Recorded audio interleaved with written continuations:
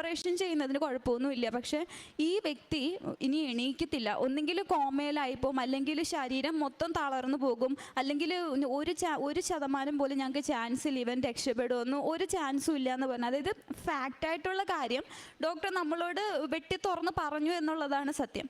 എന്ന് വെച്ചാൽ എനിക്ക് ഇവനും കേട്ടുപോയി, ഇവനും വല്ലാണ്ടായിപ്പോയി, അമ്മയായിപ്പോൾ കൊണ്ടുപോയല്ലോ എന്നായിപ്പോയി. എന്ന് വെച്ചാൽ ഞാൻ പറഞ്ഞു ഇനി എങ്ങും കൊണ്ടുപോകണ്ട, കാരണം ന്യൂറോയിൽ ഏറ്റവും വലിയ ഹോസ്പിറ്റൽ അതെന്ന് വിചാരിച്ച് ഞങ്ങൾ 6 ആഴ്ച ഇവന് മരുന്ന് കൊടുത്തേച്ച് ഞാൻ ആ സമയത്ത് ഉടമ്പടി പ്രാർത്ഥന ചൊല്ലുന്നുണ്ട്, കാര്യങ്ങളൊക്കെ ചെയ്യുന്നുണ്ട്, എല്ലാം ചെയ്യുന്നുണ്ട്. പക്ഷേ ഡേ ബൈ ഡേ ഇവൻ നടക്കുന്നതും ഇവന് ശ്രദ്ധയില്ല, ഇവന് ഓർമ്മയില്ല, ഒന്നുമില്ല. അപ്പോൾ ഡേ ബൈ ഡേ ഇവൻ്റെ കണ്ടീഷൻ വേസ്റ്റ് ആയിക്കൊണ്ടിരിക്കുക. അപ്പം ഞാനിങ്ങനെ ആലോചിക്കുക, എൻ്റെ മാതാവേ, ഇനി എൻ്റെ ഭാഗത്തുള്ള എന്തെങ്കിലും തെറ്റുകൊണ്ടാണോ, ഞാനിനി ഇതെടുക്കാൻ യോഗ്യയില്ലാത്തതുകൊണ്ടാണോ എൻ്റെ അനിയനെ ഇങ്ങനെ ഒരു സ്റ്റേജിലേക്ക് കൊണ്ടുവന്നത്? അപ്പം ഞാനിങ്ങനെ ഉള്ളിൽ പ്രാർത്ഥിക്കുന്നുണ്ട്, ഞാൻ എന്തെങ്കിലും തെറ്റ് അറിഞ്ഞോ അറിയാതെയോ ഒക്കെ ചെയ്തു പോയിട്ടുണ്ടെങ്കിൽ എന്നോട് ക്ഷമിക്കണേന്ന് പറഞ്ഞ് പ്രാർത്ഥിക്കുന്നുണ്ട്. എന്നിട്ടൊന്നും ഇവന് ശരിയാകുന്നില്ല.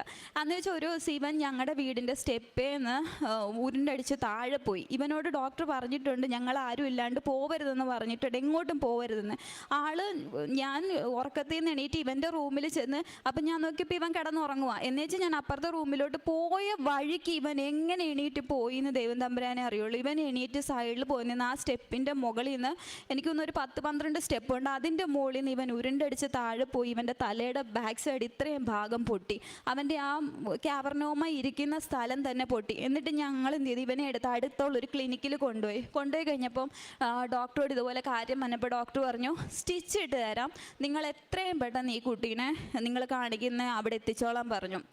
ഞങ്ങൾ എന്ത് ചെയ്തു, ഇവനെ കൊണ്ടുവന്നിട്ട് ആ വഴിക്ക് വന്ന് വീട്ടിലോട്ട് കയറി ആ വഴിക്ക് വന്ന് പോകുന്ന വഴിക്കെല്ലാം ഞാൻ മാതാവിനോട് നമ്മുടെ പ്രാർത്ഥന ചൊല്ലിക്കൊണ്ടിരിക്കുക, ജപമാല ചൊല്ലിക്കൊണ്ടിരിക്കുക.